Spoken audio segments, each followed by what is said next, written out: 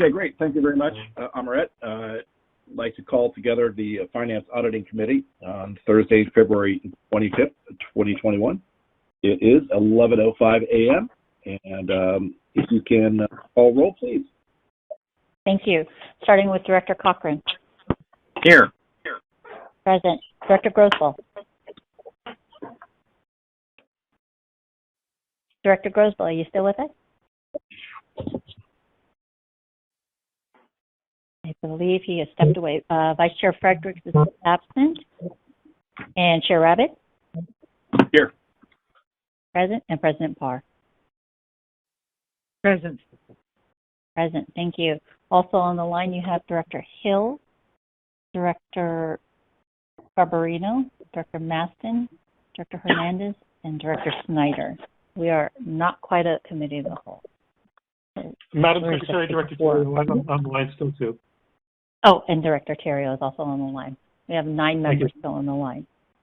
If Director Grosval comes back, I'll alert you and let you know if we've flipped over to committee of the whole, but currently we're just the committee. And on the line, I believe we still have General Manager Dennis Mulligan. Yes. Joe Wire. Yes. Perfect. Ava, are you still on the line? I'm here. Thank you. Madeline Chen, are you still with us here? Yes, I am. Thank you. Steve Miller? Is no longer here. Mona Babata is still here. And Jim Swindler? Kelly Hopper? Present. Thank you. That confirms all the staff on the line. Director Grosval is on the line now. Oh, perfect. So we are committing the whole with Director Grosval. So we're committee of the whole. We all vote. We all discuss. So thank you very much. Appreciate that. Great. I want to remind everyone to mute your phones until after staff's presentations. Remember to unmute when you open up for director's discussion.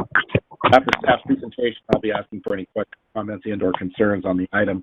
If there are any, our secretary or I will call on you accordingly. And after our discussion, we will ask for any public comment. Before taking a roll call vote, the pages of the meeting packet are numbered at the bottom right corner for ease of following along. And Madam Secretary, can you please introduce the first items?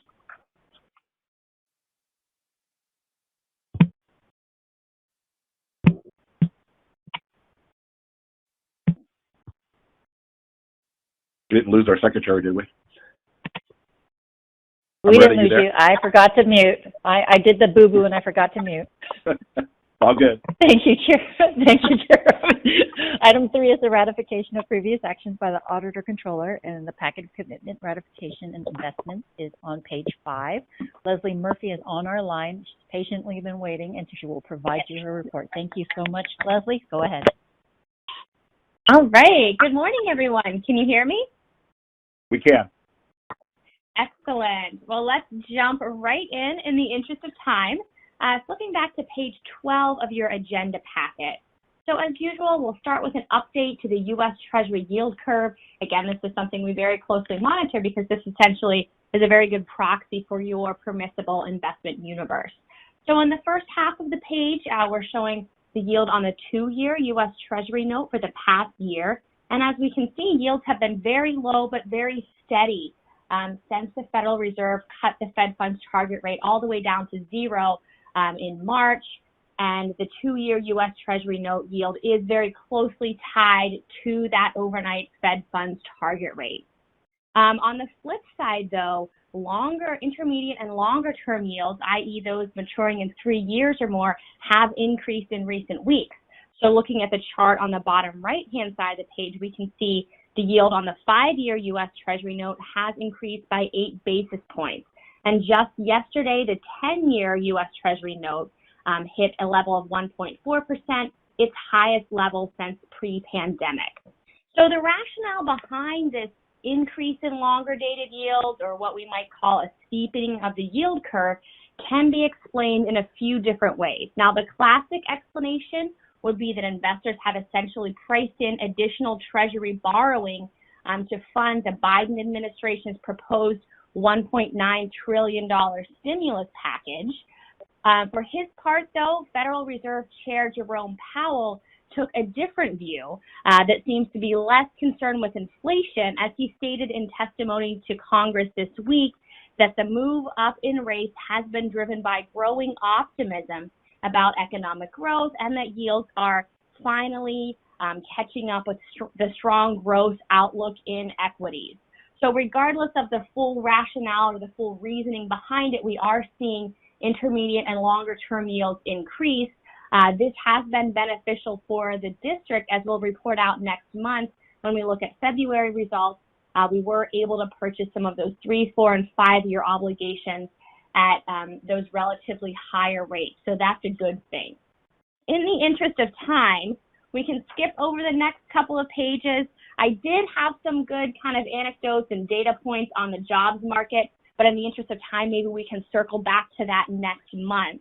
But I did want to touch on a few forward-looking slides in terms of what PFM is watching looking ahead, and the first of which is on page 15. That would be that $1.9 trillion stimulus package. So we've kind of laid out where we were at the time this report was printed in terms of the different categories of funding that roll up into that $1.9 trillion number. So the first will be direct tax breaks and direct payments to individuals, including $1,400 stimulus checks. Recent update, that $15 minimum wage, that was taken out of the Senate version of the stimulus package, but I don't think we've heard the end of the discussion regarding the $15 minimum wage. The second category we're including here is living. Generally, we can think of this as support for cost of living expenses, including extending the federal eviction moratorium and providing food stamp benefit and nutrition assistance and enhancement to unemployment aid. The next category we're showing here are funds earmarked to help fight COVID, including direct aid to state and local governments and establishing a national vaccination program. And finally, there is additional funding and support available to businesses, largely directed to small businesses. So while it's not a done deal yet, the markets really are expecting to see this stimulus package pass through the two chambers of Congress and then be signed into law in pretty short order over the next couple of weeks. Also on the more longer term horizon is the administration's Build Back Better program. Now this is a proposed $2 trillion infrastructure spending plan that would be focused on a plan to bring back jobs by focusing on infrastructure projects, including roads, bridges, broadband networks, and also clean energy. So no shortage of policy-related proposals to keep an eye on. Also, on page 16, we're continuing to watch the vaccine rollout. Now, the chart on the top half of this page shows total COVID-19 vaccinations. The good news is that the numbers are looking better than what we showed when this report went to print. I looked at the numbers just this morning, and we're looking at a total of 66 million total doses being administered, representing about 13.5% of the U.S. population. So it looks like we are roughly on track to meet the immunity threshold that's depicted in the chart on the bottom half of this page. We think about immunity threshold as a 70% immunity.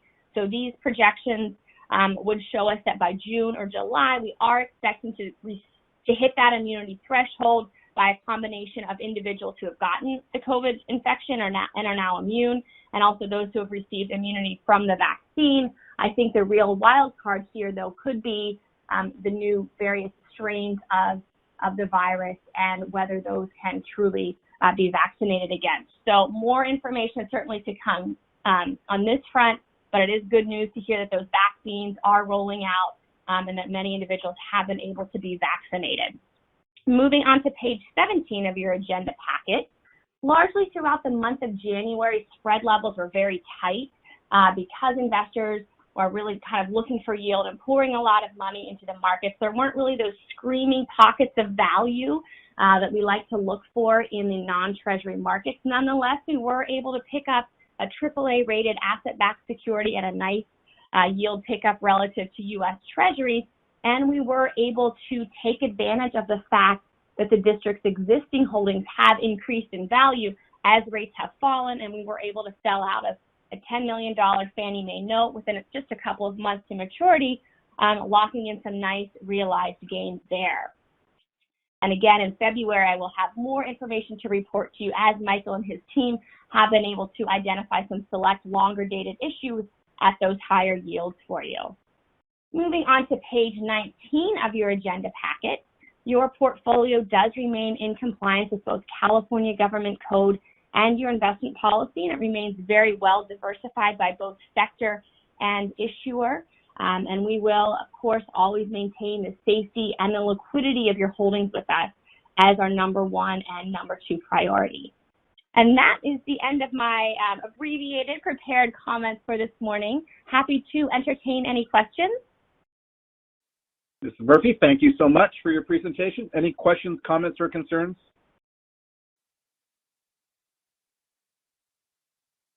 I am not hearing any, and Madam Secretary, I take it you are not hearing any as well? I am not hearing any, but after this, I'd like to poll our public, just because we rolled right into finance, so we really don't know if anybody's still on the line that wants to speak on this item or any of the other items. So I'm just going to take a quick second to poll the public. Great. All right, hang on one second.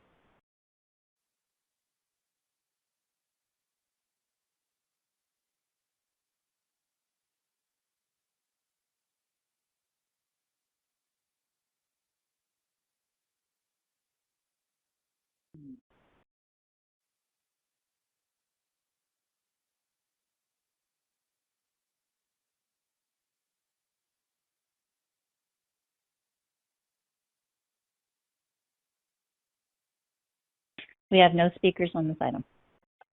Great. Thank you very much. Ms. Murphy, thank you again for your presentation, your patience, and the work on behalf of the district. Thank you. There's no more questions from my colleagues. That concludes the discussion on this item.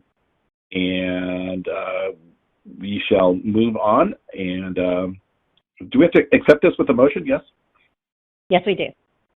Okay. Can I get a motion to accept the investment report? Also move.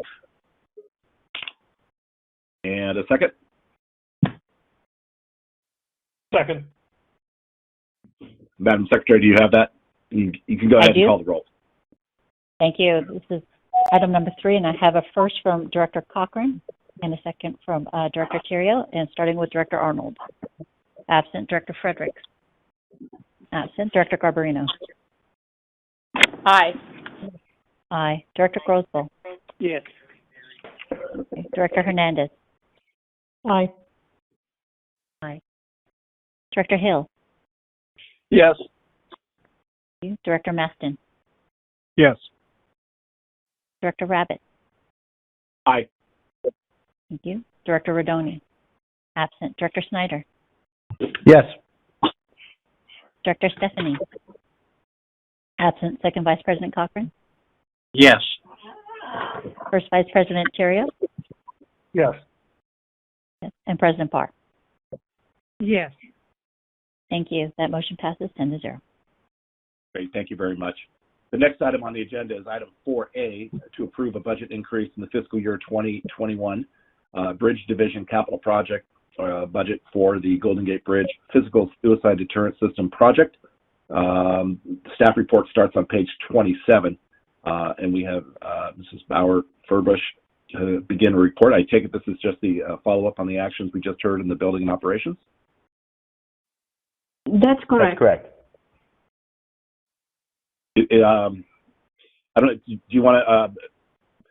We don't need to go through a total presentation. I'll look to my colleagues to see if there's any questions, comments, or concerns.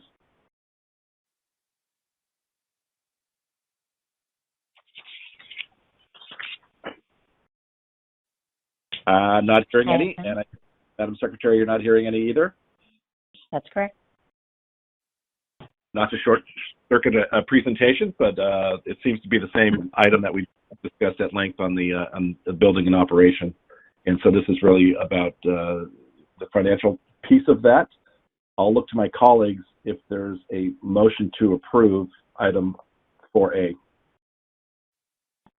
Also move. So I have a motion and a, I'll second again. Thank you very much. So we can take, we'll check with the public first to see if anyone wants to speak on this particular item before we take a roll call. Thank you. We have no speakers on this item. Great. You want to go take a roll call vote, please? Thank you. Starting with Director Arnold for item 4A. Absent. Director Frederick. Absent. Director Garbarino. Aye. Aye. Director Grosboll. Aye. Aye. Director Hernandez. Aye. Aye. Director Hill. Yes. Yes. Director Maston. Yes. Thank you. Director Rabbit. Aye. Aye. Director Rodoni. Absent. Director Snyder. Yes. Yes. Director Stephanie. Absent. Second Vice President Cochran. Yes. First Vice President Theriault. Yes. And President Parr. Yes. Thank you. That motion passes 10-0. Great. Thank you very much. Appreciate that. There are no actions to authorize related to the grant programs for item number 5, so that means that we'll continue on to item number 6, which is to approve renewal of the marine insurance program. The staff report begins on page 33, and Joe Wire is going to present this report. Why don't you go ahead, Joe? Thank you very much. This is the approval of your marine insurance program for the year. I want to thank Kevin Vitale, working with our brokers in a difficult market, have come up with a renewal program that's almost essentially the same as we had before, and for approximately the same price, just $5,000 less. The program, as I said, is comprised of a number of pieces. They're listed out in the recommendation, and also a couple paragraphs on each one in the report itself that follow the recommendation. But it's the protection and indemnity is the biggest piece, and that covers the district's for liability issues. And then you have whole machinery for the boats themselves. And then we have pollution and then excess liability to cover both, cover passengers primarily passengers when they're in the terminal, marine general liability and excess liability. The fifth one on your recommendation, the excess liability piece, is the only piece that is different. In the past, the district had purchased $100 million worth of coverage, excess liability coverage, and that has become prohibitively expensive and also not necessary because of a change that was made last year. The protection and indemnity coverage now goes up to $1 billion, which is, I think, 15 times greater than what we used to have, or something like that. It was extraordinarily high because we're in a group now, and a mutual. So that takes over some of the catastrophic loss issues that would have occurred to the district under its old coverage. That will cover those. And so the marine excess, the $50 million, is set up to cover essentially passengers if they have an issue, slip, fall, and or damage associated with a third-party vessel, while the vessel is docked. So it's a limited risk, and so the $50 million seemed reasonable for this particular renewal, and we'll keep looking at that issue as we go forward. If we were not some year able to stay within this mutual trust for the P&I, then we would, of course, go back to look at different coverage in the excess liability side. With that, sums up the item, and if there are any questions, I'm happy to take them. Great, thank you very much. Any fellow directors have any questions for Joe? I'm not hearing any. Joe, I'll ask one on that, the pool or on the mutual piece. Who have we put ourselves in with, and what do we know about their experience in the past? I would have to get you that information, because I don't have the details of the other members of the pool. It's a large pool, so I'll have to get that. Yeah, I'm just curious to kind of understand who we're kind of siding up alongside of and what their track record has been. I assume that would have been reflected in the price and the coverage offered. Exactly. That was those prior to last year. We entered into this last year during your renewal last year, and prior to that, we did go through the loss history, and our brokers have gone through the loss history of these pools.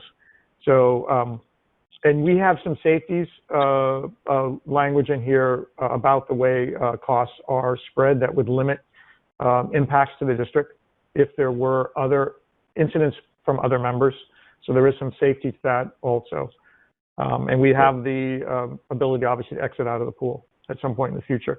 But I think you bring up a really a good question, and we will get information on that. Yeah, no, I appreciate that. I do remember last year's renewal, and I remember the market being rough, to say the least, in terms of trying to get the great work all around for delivering a package that is coming in at or near what we're paying now, maybe even slightly less. That's really great, I think, in this insurance environment. So I appreciate that. Yeah, that's good work for Kelly and the brokers who do that for us. For sure. Again, anyone have any questions, comments, or concerns for Joe? And we'll check to see if there's any public on the line that has any comment. We have no speakers on this item. Okay. I'm going to be looking for a motion then to approve. So moved. And I'll a second. Great. Thank you very much. And Madam Secretary, can you call the roll on that? Thank you. We have a first from Director Garbarino and a second from Director Cochran on item 6, starting with Director Arnold. Absent Director Fredericks. Absent Director Garbarino. Yes. Yes. Director Grosboll. You know, I'm going to have to abstain. I walked out of the room and didn't hear any of that, so I better just not vote. Thanks. Oh, abstain. Thank you. Director Hernandez. Aye. Aye. Director Hill. Yes. Yes. Director Maston. Yes. Thank you. Director Rabbit. Aye. Aye. Director Rodoni. Absent. Director Snyder. Yes. Yes. Director Stephanie.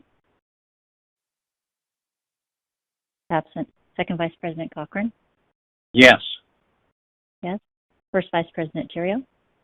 Yes. Thank you. And President Parr. Yes. Thank you. We have 9 ayes and 1 abstention. The motion passes. Great. Thank you very much. And Dick, we're saving $5,000 on our marine insurance, and we're having better coverage. So I think it's all around good. Again, Sounds very good. Thank you.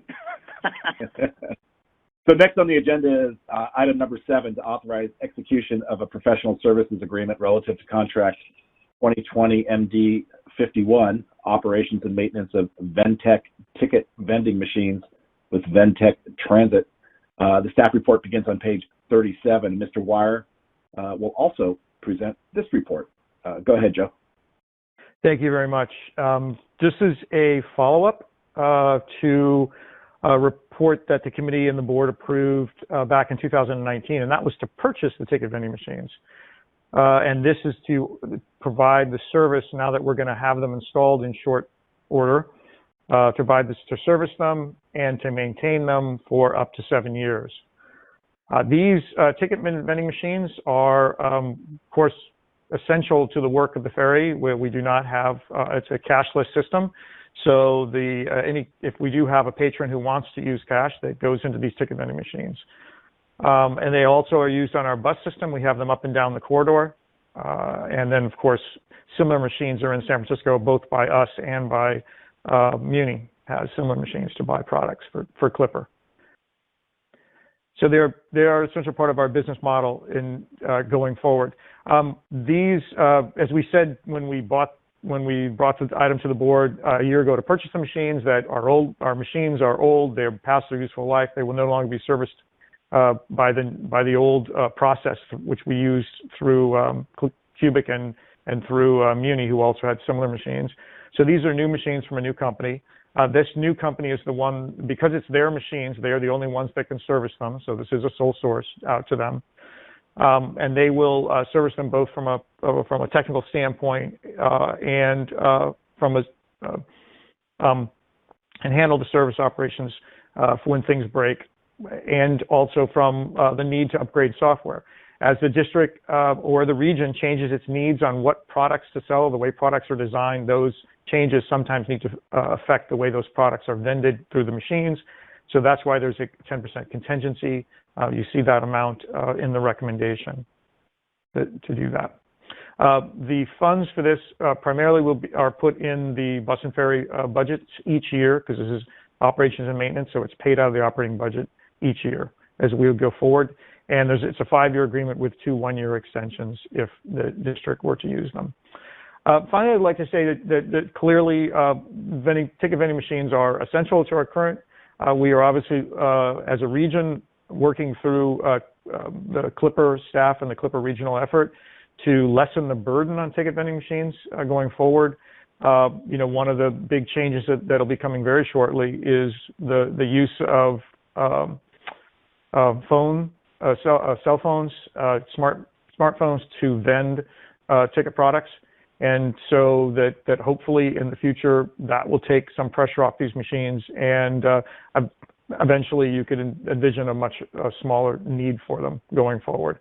But that is not going to come in the near future. So these will be available to the district for years to come. And with that, I'm happy to take any questions.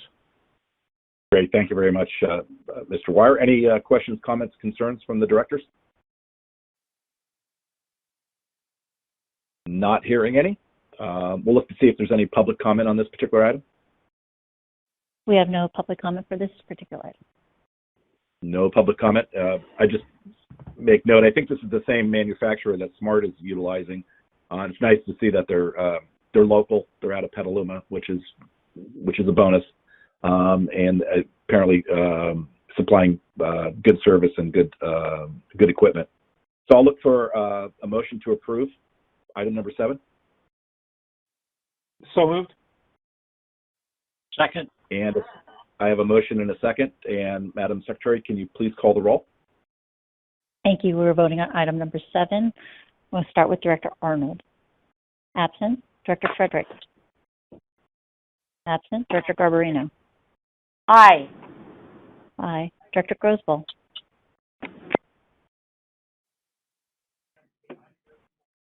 Director Grosboll? Aye. Thank you. Director Hernandez? Aye. Aye. Director Hill? Yes. Yes. Director Maston? Yes. Thank you. Director Rabbit? Aye. Aye. Director Rodoni? Absent. Director Snyder? Yes. Yes. Director Stephanie? Absent. Second Vice President Cochran? Yes. Yes. First Vice President Theriot? Yes. Yes. And President Parr? Yes. Thank you. That motion passes 10-0. This is Great, Judy. Is this our meeting now? Not yet. We're We're still on- in finance. Thank you. Oh, sorry. Okay. Great. With that, we'll move on to agenda item number 8, which is to receive the independent auditor's single audit report for the year ending June 30th, 2020. It's submitted by, is it Edie Bailey, LLP? The staff report begins on page 39, and you should also have received the audit report. Mr. Wire will present this report and introduce us to a member of the auditor's team who will also be speaking. Go ahead, Joe. Yeah, thank you very much to the committee. This is your single audit report, which is an audit report of federal grant programs. Traditionally, it's, as the report says, it's given at the same time as your CAFR, which was done this year in December by Nathan Edelman from Bailey. So my understanding is Nathan is available, and he is going to just give a very short presentation on the report. Nathan, it's all to you. Yep. Yep. Thank you. Does everybody hear me? Yes, we can. I hope so. Yeah. Okay. Great. Thank you. So my name is Nathan Edelman with Bailey. I am the independent external auditor. And as Mr. Wire did point out, normally this report that you're looking at right now, it's bundled with the annual financial statements, and we talk about this all at once. Because of all the craziness that happened and new grants related to the CARES Act, there was an extension that was provided, and the audit requirements came pretty far after they normally do. And so that's the reason why you're receiving it a little bit later than you're used to. There is nothing about Golden Gate that is unique. That applies pretty broadly. And I'll just walk through a few pages of this. And I'm going to refer to the page numbers of the report, which may be a little bit different than in your packet. But on page 1, this is our opinion in accordance with government auditing standards. And one small difference versus a commercial organization audit, a standard audit, the auditors would report out identified instances of non-compliance if those exist. And at the bottom of the very last paragraph, under the caption internal control over financial reporting, it says, during our audit, we did not identify any deficiencies in internal control that are material weaknesses. So that is the best thing that we can be telling you on this opinion here. It means that there were no identified internal control weaknesses that would be reported here. The next page refers to compliance, and compliance is not so much the debits and credits that you're used to with the financial statements, but it's, did the district do what it was supposed to do with the grant? And the district receives a number of restricted funding sources that require the district to do certain specific things. And the second paragraph, I guess the bottom of that on page 2, the results of our tests disclose no instances of non-compliance or other matters that are required to be reported under government auditing standards. So again, that is the best thing that an auditor can be telling you. That's a positive thing. The next page is our report, our opinion about uniform grant guidance, which is federal grants. The district receives a lot of federal dollars, and this year there was CARES Act dollars in particular. And the very last paragraph says opinion on the major federal program, which is the program that we're subject to auditing. And I'll just summarize it. It says that the district complied with the grant requirements. And that is also a clean or unmodified opinion on federal compliance. And then I'll skip ahead. On page 6 and page 7 is something called a SEFA, Schedule of Expenditures of Federal Awards. This is, as I said before, also normally bundled in with your financial statements. The only thing that I'll point out that may be a little different from the prior year, on page 7, there's a $44 million line item, has that CARES Act grant prefix. So that is the district received CARES Act dollars, and this is where the expenditures of those dollars are being reported. And those dollars, that 44 million, along with some of the other grants, were the specific things that were subject to our compliance audit. Page 9 is a summary of everything that I just said, a summary of the results of the audit, and has some words unmodified and no's, unreported. Everything that you're looking at here and our opinions on compliance are all clean, unmodified opinions. So there's not a whole lot to talk about. It's a very good thing for the district. And I also just like to thank Mr. Wire and everybody on the finance side for being cooperative and getting us everything that we needed to complete the audit. With that said, I'll turn it over to the group. If there are any questions, that I'd be happy to try and answer those as best I can. Great. Thank you very much. Thank you for your work, Mr. Edelman. Are there any questions, comments, or concerns? We are a quiet bunch today, so I'm not hearing anything from my fellow colleagues. I'll look to Madam Secretary. Is there any public on the line? We have no speakers on this item. Okay. Again, just want to thank you for the work, and a nice, clean audit is always a reflection of great work done by the district and Mr. Wire, so thank you very much. With that, I'll look for a motion to accept from or an approve from my colleagues. So moved. We have a motion, and can I get a second? I'll second it. We have a motion and a second, and Madam Secretary, can you please call the roll? Thank you. We're voting on item number 8, starting with Director Arnold. Absent Director Frederick. Absent Director Garbarino. Aye. Aye. Director Grosboll. Aye. Director Hernandez. Aye. Director Hill. Yes. Yes. Director Maston. Yes. Director Rabbit. Aye. Aye. Director Rodoni. Absent. Director Snyder. Yes. Yes. Director Stephanie. Absent. Second Vice President Cochran.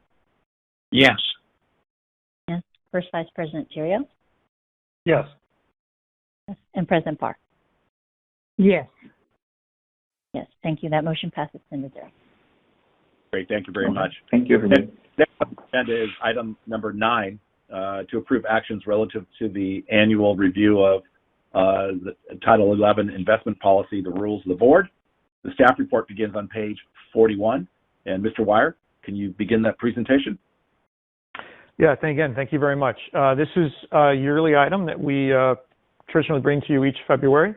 It serves two purposes. The first purpose is to comply with California Government Code and board policy that the board is requested to delegate its investment authority officially to staff, in this case to your auditor controller, and so this item does that. The second purpose this item carries out is for the board to approve any changes necessary to its investment policy. The board's investment policy by board decision is made to follow California Government Code, and of course California Government Code is changed from year to year, and then so we bring to you updates of those changes and we put them in investment policy. This activity is we're advised in support from PFM, your investment advisor, whose representative Leslie spoke to you earlier. They advise us on making sure that we keep our policy up to date with California Government Code. In the changes that we have recommended in this policy are laid out below, both summarized in the staff item and then a little more in an item that's attached, which is from PFM, if you have interest in the details. There is a couple of language changes that was found by your staff and by PFM staff. We were reading it just to make a couple sections clear, and that has to do with timing of the internal control review and a clarification on permitted investments and on the role of the investment subcommittee. So we're not changing any of the policy there. We're just changing a few of the words to make it so it reads a little clearer.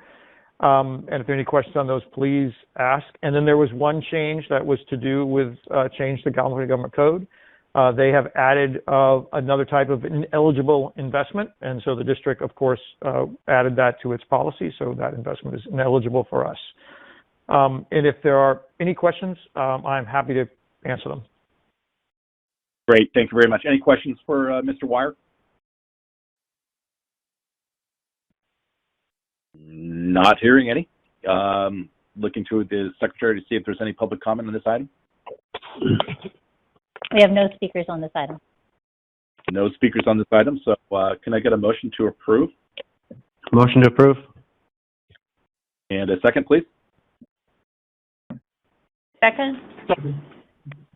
Great. Madam Secretary, can you please call the roll? Thank you. We are voting on item number 9, starting with Director Arnold. Absent Director Fredericks. Absent Director Garbarino. Yes. Yes. Director Grosboll. Yes. Director Hernandez. Aye. Aye. Director Hill. Yes. Director Maston. Yes. Director Rabbit. Aye. Aye. Director Rodoni. Absent. Director Snyder. Yes. Director Stephanie. Absent. Second Vice President Cochran. Yes. Yes. First Vice President Terrio. Yes. Yes. And President Parr. Yes. Yes. Thank you. That motion passes 10-0. Great. Thank you all very much. So our next agenda item is number 10, the status report for the fiscal year 2020-2021 budget. A brief staff report is found on page 53, and Mr. Wire again will begin the report. Thank you. This is your monthly review of how we're doing on our balancing this year's current budget, the FY 2021 budget. And if you could turn to page 55 that has the actual sheet, I'll just point out a few things.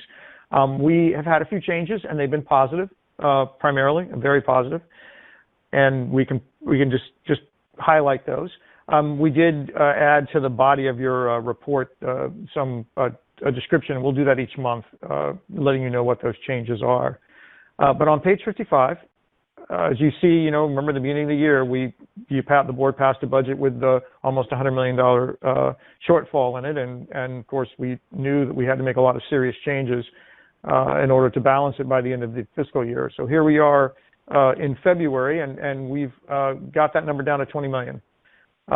We've had an enormous amount of help from the federal government, but on the other hand, we've also done some very difficult things here at the district to achieve that. The changes this time around are, if you look at the far left-hand side of page 55, you'll see that there are row numbers. Row number 2, that's the 2021 CRISA, it's called, first tranche funding. And that was mentioned to you, I think, by myself and by Dennis previously. The MTCs and the region has so far given or allocated to the district $20.3 million in catch-up funds, it's called, true-up funding. And that $20 million we expect to receive, so we have now recorded it on this sheet. And it does a significant job of reducing what last month was a $47 million deficit. That funding we are in the process of applying for.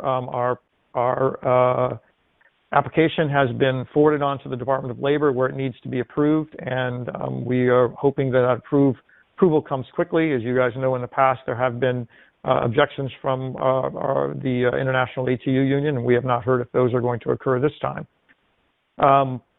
The next one that changed was down in number 6, bus division service changes. And what we have done here, both in 6, 7, and 8, so bus, ferry, and the bridge, we have looked through the division's expenditures through the first 6 months and gone through small subcategories that relate back to the level of service being provided.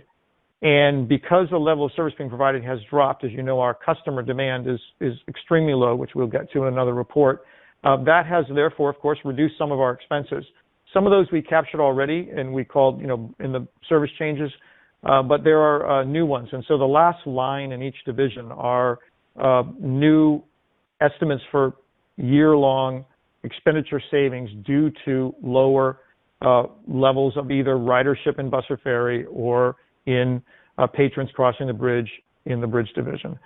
And that's going to give us some savings. And we've seen some of that actual savings already. We're expecting to get the rest throughout the year because service levels are projected to stay low at this point. Or passenger demand is expected to stay low. Service levels will be keeping the same as they are today. Lastly, not lastly, actually, on row 9, we were fortunate to receive an update from MTC on what they believe state sales tax funding that we get a piece of. These are TDA, called TDA, STA, and also in regional tolls, which is RM2. They're expecting to see those to be slightly higher than they had originally projected. So now you can see that $2.6 million, which is to the right of line 9, that used to be at a negative 1.1, I think it was, or something like that. We thought it was going to go down. We had been originally told. Now it looks like it's going to go up. It still won't equal what we projected to get before COVID started, but it's moving in the right direction. So that money we were able to add back, and that will further reduce our deficit by $2.6 million. Now, lastly, line 12. That summarizes what we're seeing this last month, and unfortunately, transactions on the bridge and patronage on the bus and ferry have been lower than even the lower estimates that we were projecting. So the estimates that we're building our budget off are unfortunately were not met the last couple of months, and we'll talk about that a little more in the next board item. And that summarizes page 55. And for this section, I'll stop and let's see if you have any questions. I just want to say thank you very much, Joe, for going through that, and thank you for all the good work, you and your staff. Numbers are moving in the right direction, and glad to see the first tranche of dollars is reflected, and we're working forward at the second tranche through the Blue Ribbon Committee and through MTC to get those allocated as well in the near future. So thank you for that. Any questions, comments, or concerns from my fellow directors? I'm not hearing any, and I'll look to the secretary to see if there's any public on the line. Right. We have no public speakers on the line. Great. If there's no questions, then can I get a motion to receive this report?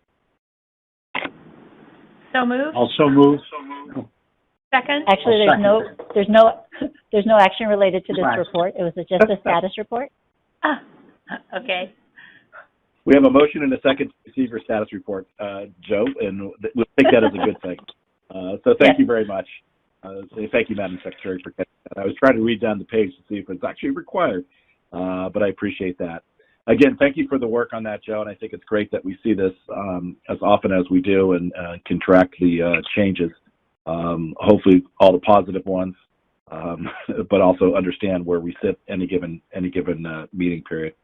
So thank you for that. So we do have on item number 11, which is our monthly review of Golden Gate Bridge traffic tolls and bus and ferry transit patronage and fares. The staff report's on page 61, and again, Mr. Wire will present this item as well as 12A, which is the monthly statement of revenue and expenses. That's on page 69. And 12B, the monthly statement of capital programs and expenditures, which is on page 79. So with that, Mr. Wire, can you begin these presentations, please? Yes, thank you. And I will make these short, so we'll just touch the highlights on the three of these. The first thing is you could turn to page 63, and that is the chart that we look at, the table we look at each month. And I think the highlight this time is to just point out that the three boxes on the left are bridge, bus, and ferry going down, and they are the amount of either transactions, in other words, toll payers or riders, fare payers that we have received. If you'll notice in December and January, which is the bottom of each, in each box, those are the months, we saw, unfortunately, significant drops in ridership in December and January in all three categories. And that is unfortunate. You know, we're already very low, and they went even lower. And you can see that represented in each of the three boxes.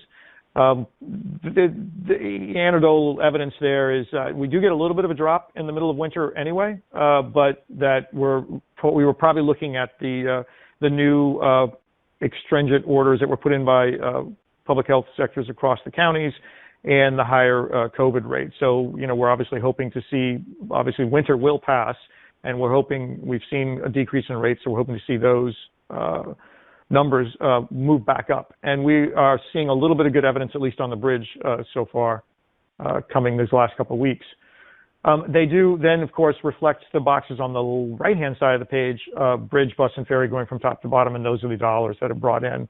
We're still averaging, about 68% of the money that we should get on the bridge, and only 16% on bus, and, of course, only 3% on ferry of the revenues that we would look for, and those numbers are represented on the second to the last column on the right-hand side as you look at that. So if there are any questions on that, otherwise I will move on to page 69, your next item. Not hearing any. Why don't you just move on, Joe? I will keep moving then, absolutely. So page 69, this is your monthly report on your operating budget. And we'll just look at the summary page, but of course you know that behind that summary page are the details for first the entire agency by line item, and then each of the four divisions. And if you have any questions on those, I'm happy to answer them. But on the first page, what we're seeing, just having on the page, are that revenues are about $2 million less than what we budgeted, and some of that's to do with the loss in traffic was a little lower than we expected. Expenses, fortunately, are also considerably lower than we budgeted, but they're also lower than actual, and that from last year. And what that means is that, as you know, we're providing less service, and therefore we have less costs associated with that, which we discussed in the two items before. We also are carrying a number of vacant positions, which produce savings, which are shown in your status report on the two items before also. So that's about $14 million less. Finally, the last set of numbers on the bottom are the revenues over expenses. We are consistently averaging expenses about $5 million each month greater than revenues. That, of course, has been subsidized in the first 5 months of the year by CARES money that was provided by the federal government. Right now, the district is using its own reserves to subsidize itself, but we're expecting to be paid back by the $20.3 million that we just discussed coming from CRISA funding.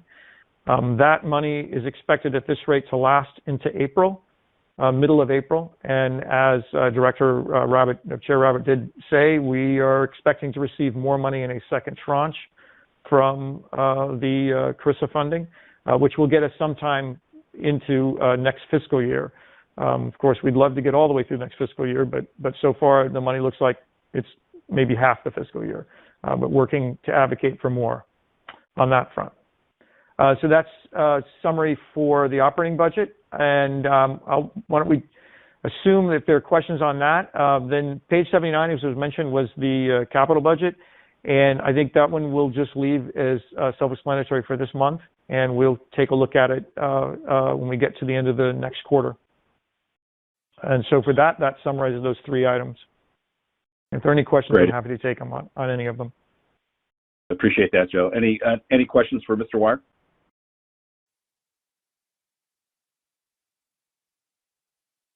Not hearing any. Assuming that there's still no one from the public online as well, Madam Secretary. Correct. And when we go into closed session, we'll do also a last polling on the public comment item when we come out of closed session. So we'll take care of it there.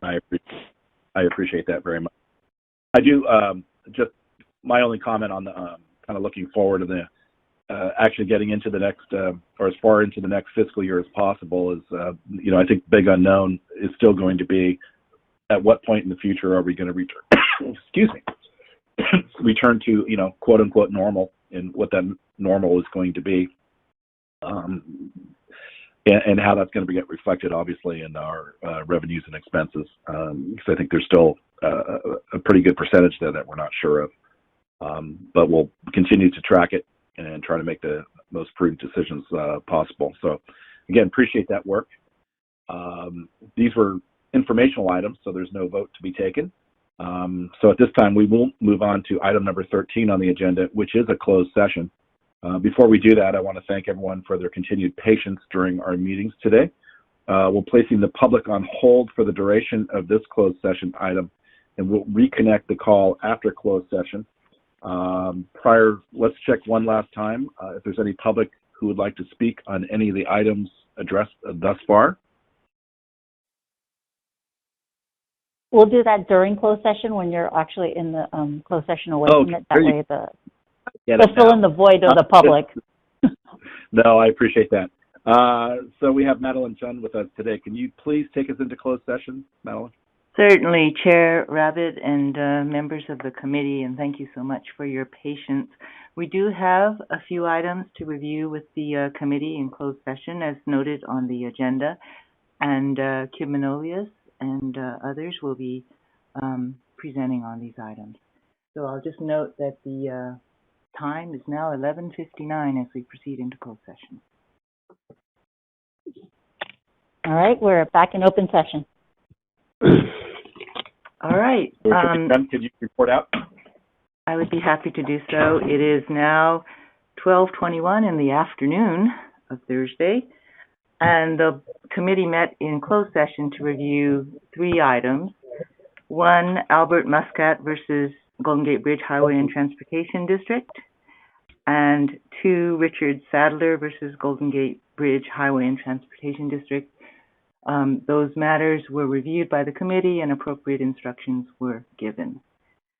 The third item was Dyra Candell versus Golden Gate Bridge Highway and Transportation District. And as to that, the district has received an offer to settle the matter, which involves an employment discrimination case for the amount of $85,000. And as that has been signed by the plaintiff, the committee, by consensus, approved the acceptance of that offer. So that concludes the report of the closed item in closed session. Great. Thank you very much, Ms. Chun. Appreciate that. Moving on, Madam Secretary, do we have any members of the public wishing to address this committee under item 14, which is public comment? We do not. We have no members wishing to speak to the committee. Okay. With that, we're at the end of the agenda. Can I have a motion to adjourn the meeting? So moved. Everyone. I heard in there a motion and a second.